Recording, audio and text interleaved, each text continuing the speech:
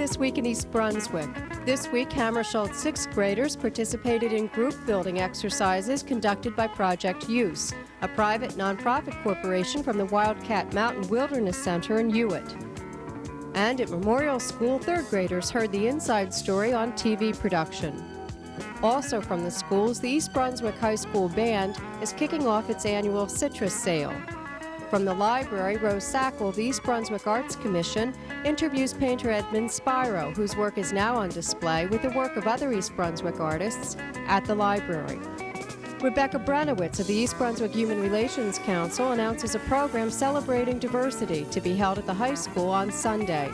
And the Office on Aging recognizes the good work of its senior meals volunteers.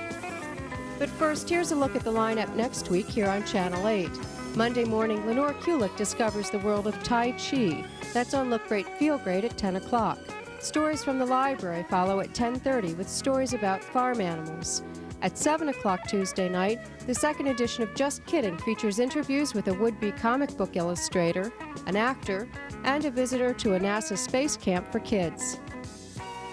Also Tuesday night, it's You and Your Money with Paul Hansen at 7:30, and Exercise the Right Choice at 8 o'clock. Judith Lebline visits Nick Maas at the Fantasy Scuba Shop and travels out to Dallenbach's Back Lake to speak with Detective Sean Coleman of East Brunswick's Underwater Rescue Team. Programming Wednesday night includes an overview of the school's science curriculum on Spotlight on Education at 7:30 and 18 at 8 o'clock. This month, the show focuses on Halloween and features a behind-the-scenes visit to the Township Jail. This Week in East Brunswick returns at 7 o'clock Thursday night.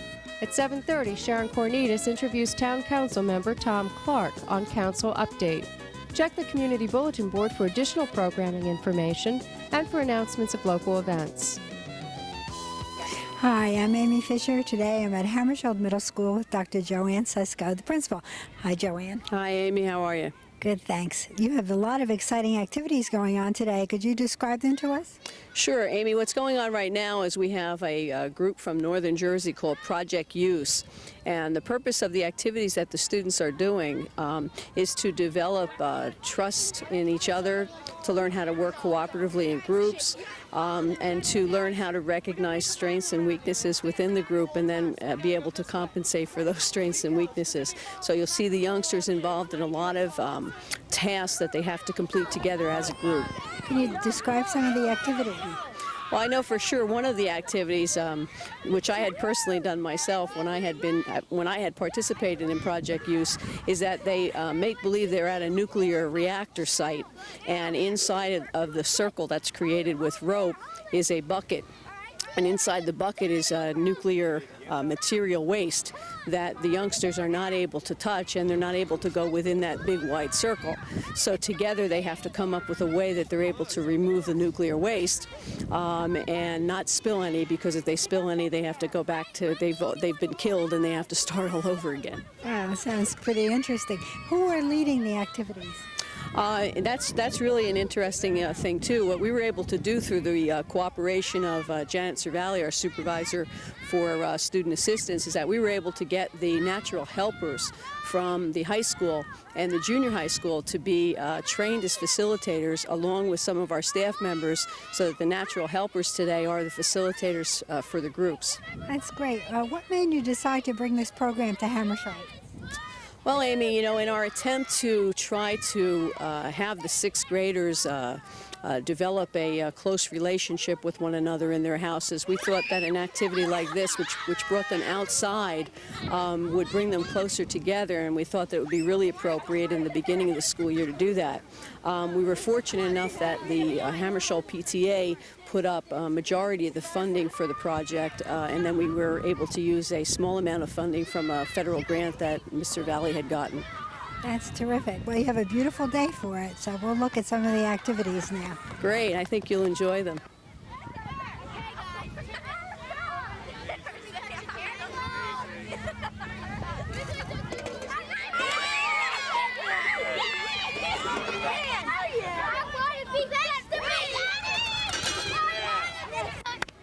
Okay, everybody.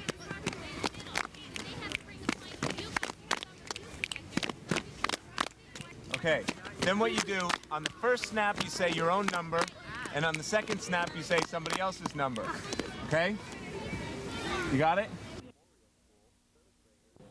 Over at Memorial School, third graders in Mrs. Donna Forte's class have been studying about television production. As part of their reading assignment, the students developed a short play from a book they've read, conducted screen tests, and selected their actors. Milo, get down here.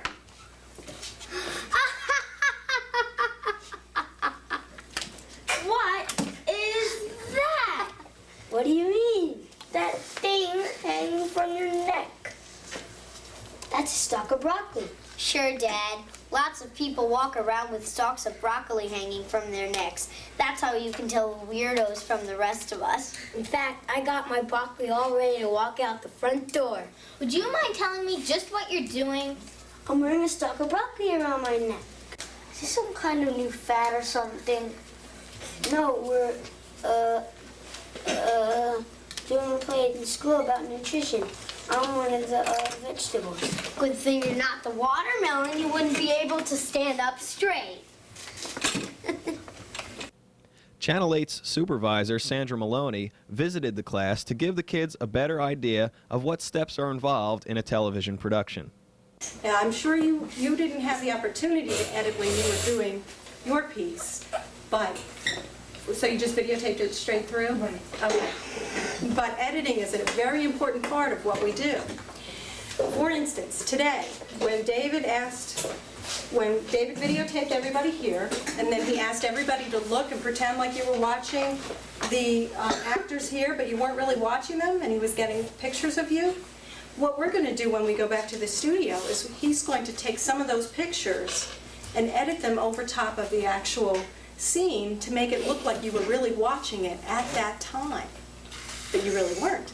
So that's the magic of editing. It's when you take a different piece of video from some other time or some other place and edit it and piece it together with something else. Andy Levis.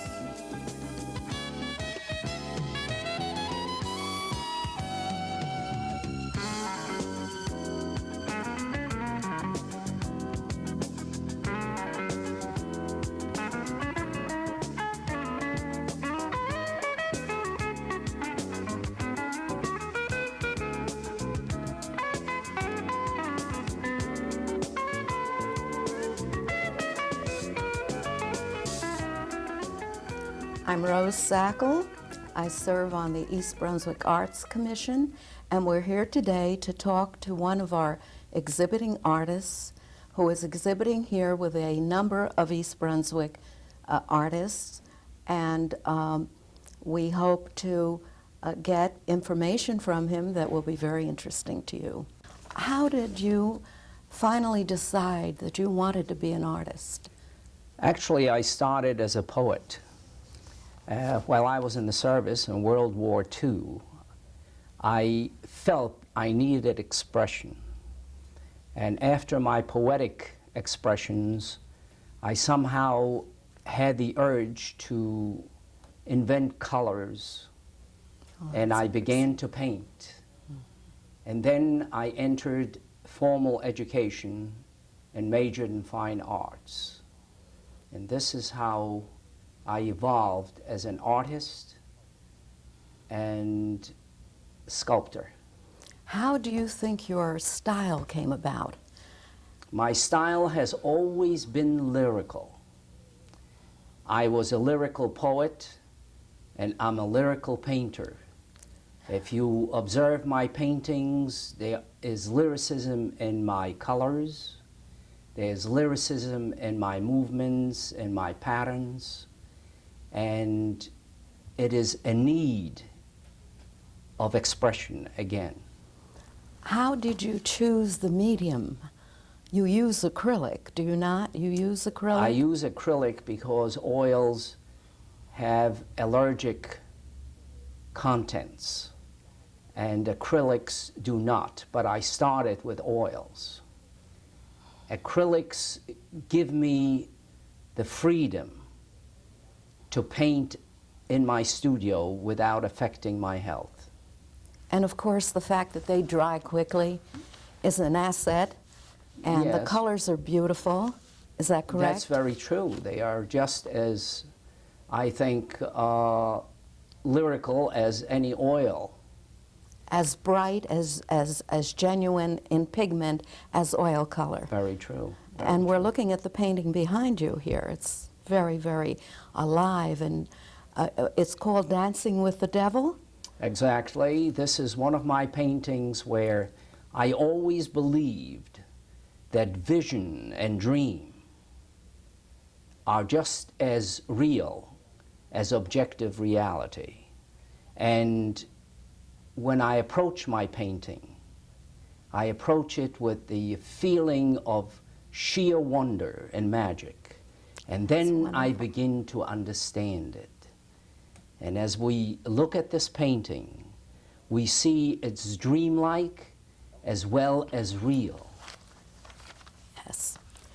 I'd like to ask you then, how do you envision being remembered as an artist? How would you like to be remembered? I would really like to be remembered by my own self, because I put my own self in my art. Every piece of art that I have ever done, I have injected my unconscious and my conscious. And I still, when I look at my paintings or sculpture, I see myself to the core. How would you advise a young person who would like so much to be an artist? What would you advise them to do? True to himself. Let him be true to his statements, his expressions, and persevere.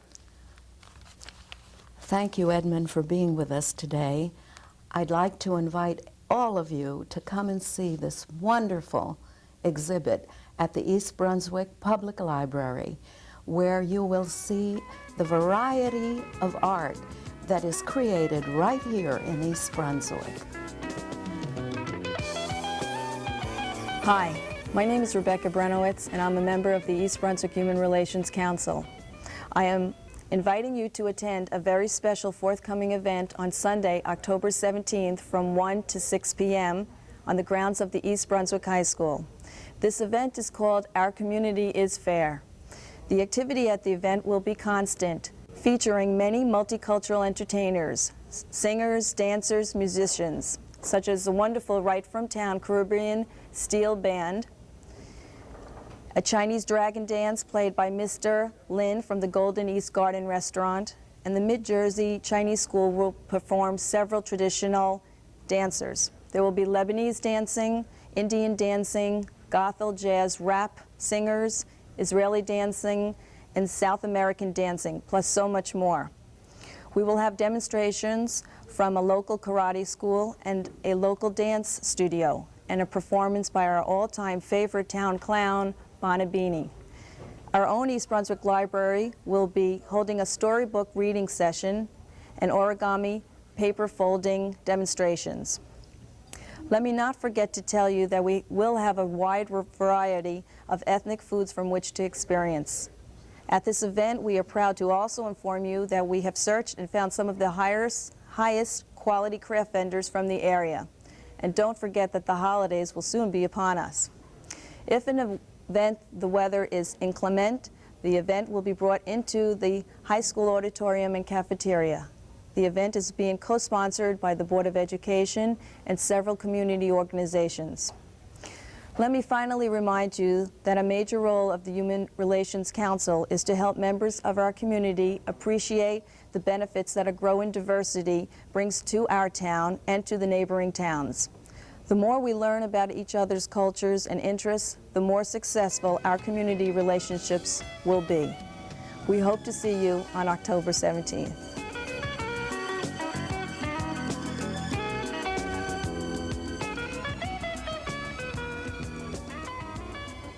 Hi, I'm Amy Fisher, and today I'm in the studio with Mr. Lester Rear, who's the Vice President of the East Brunswick Band Boosters. Mr. Rear, you're involved in a new project. Could you tell us about it? Yes, we are doing a fundraiser, which will probably be our major fundraiser for the year, by selling citrus within the community. The band members, of which there are 92 this year, will go out fanning themselves out through the community to sell through October and November citrus from Florida, which will be delivered about 2 weeks before Christmas. It makes great Christmas gifts, presents as well. It comes boxed. It used to come in bags, as you're aware, Amy.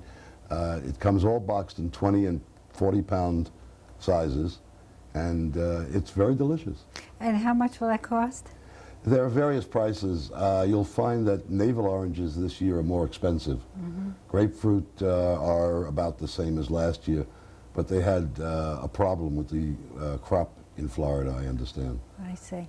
Now, how would anybody who wants to buy some of this get in touch with someone who wants to sell it?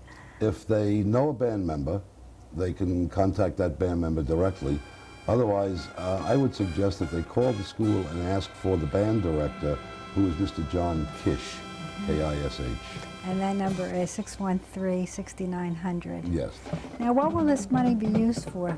The money is used for uniform alteration, etc., like color guard material and uniforms, for equipment that might be needed during the year. We also feed the kids quite often. There are days when they leave their house at about 8:30 in the morning and don't get back until about 11 or 12 o'clock at night. That is practice in the morning, a football game in the afternoon, and a competition in the evening. And they are going from morning, noon till night. So some of that money goes to feed them. And if you feed almost 100 kids, it costs a bit of money. That's a lot of money. Well, we wish you luck with your fund drive, and we'll maybe hear a report on how you did. You will do that. Thank you very much. Thank you.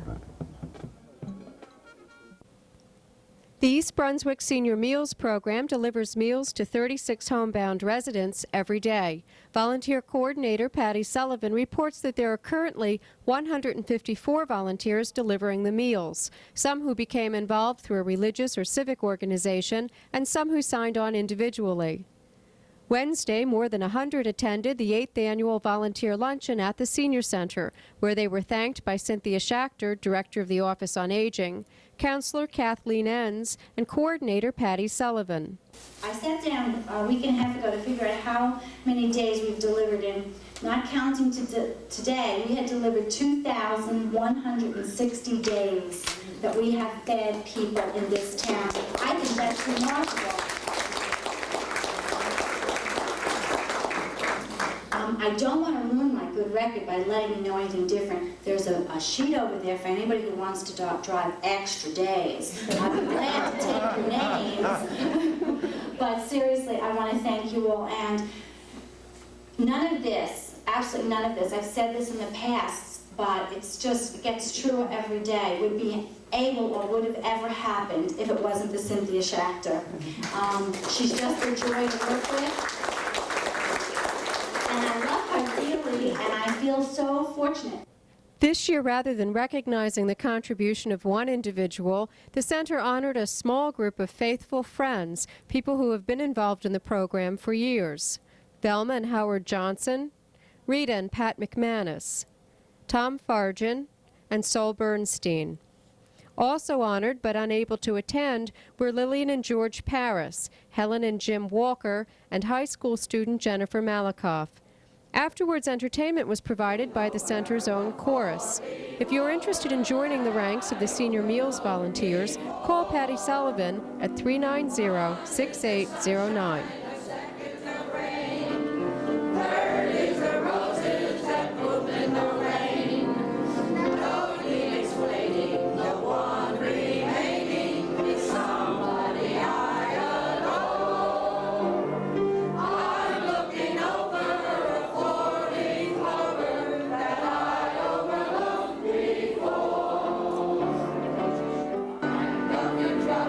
Your own big bag and smile.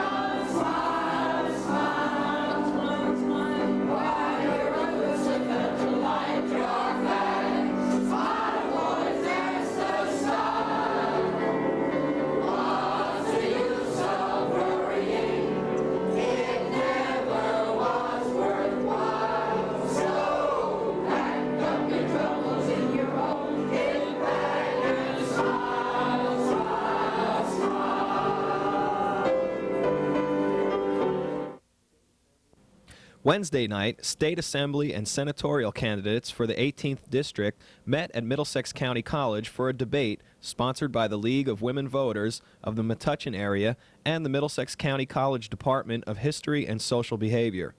Here are the opening statements from each of the 6 candidates.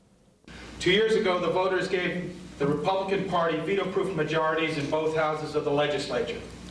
Our Republican friends ran against the $2.8 billion tax increase and the Quality Education Act.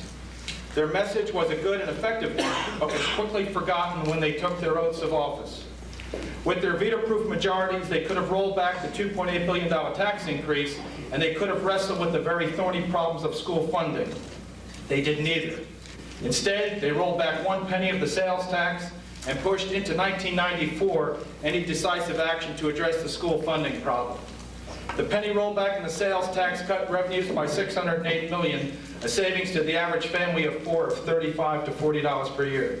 In the process, however, they virtually eliminated the homestead rebate program for all but senior and disabled citizens, costing about 50,000 taxpayers of our district more than $21 million. When we promised we would cut taxes, we cut taxes.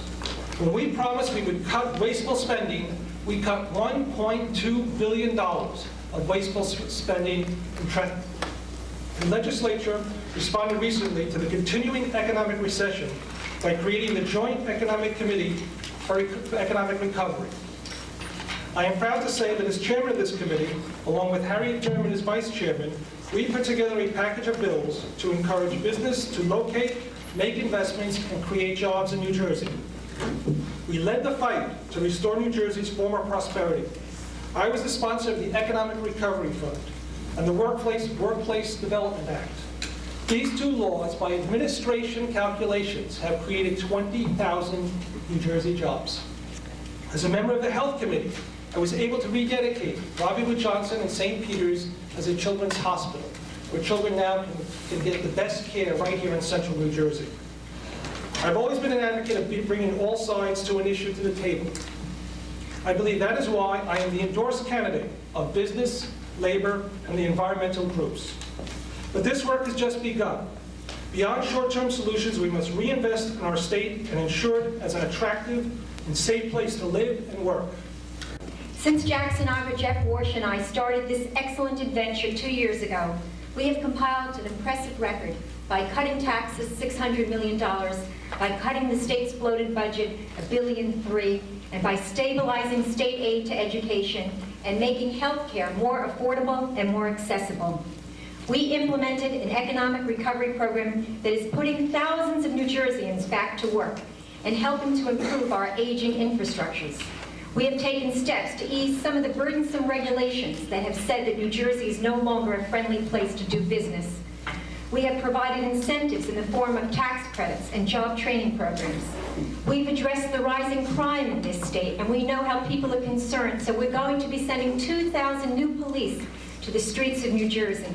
It is my intention to make state government live within its means. As a result of the devastating national recession, we have all had to learn the hard way that spending must at least equal what we make. As a representative of the people, I will see to it that money is spent wisely to create new jobs, improve the schools, protect the neighborhoods, and help senior citizens and veterans. During my 12 years in the legislature, I authorized more than 75 laws.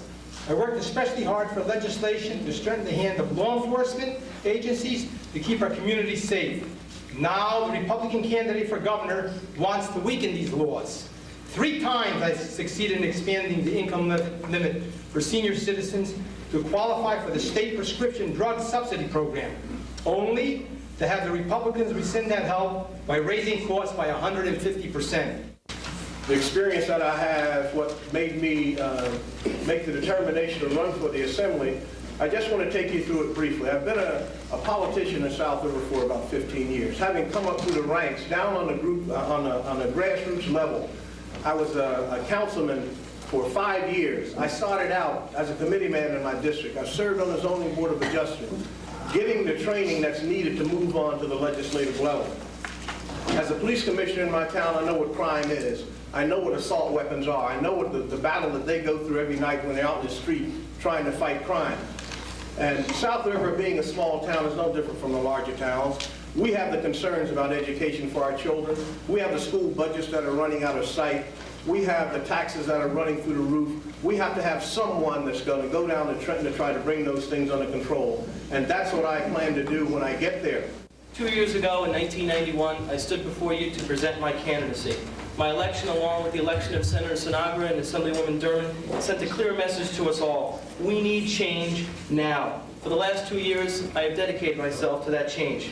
You said that you wanted the government to stop wasteful spending. Since 1991, I've worked alongside Jack Sinagra and Harriet Durman to cut successfully $1.3 billion out of the New Jersey budget. Governor Florio said everything that we know in New Jersey was going to cease to exist. 10,000 people were going to be laid off. The mental institutions were going to shut, and developmentally disabled people were going to be getting hit by cars all over New Jersey. The parks are going to shut. Gloom and doom. It never happened because there's that much fat in the New Jersey government, and I'm glad that we've had an opportunity to cut that. You said you wanted taxes. This forum can be seen in its entirety on Channel 8, Saturday, October 23rd at 1 p.m., or Tuesday, October 26th at 8 p.m., and also on Monday, November 1st at 7 p.m. Several months ago, Channel 8 sent footage of East Brunswick High School's drama club performing Oklahoma to CBS. The network used the clip Thursday morning, October 14th at 8:30.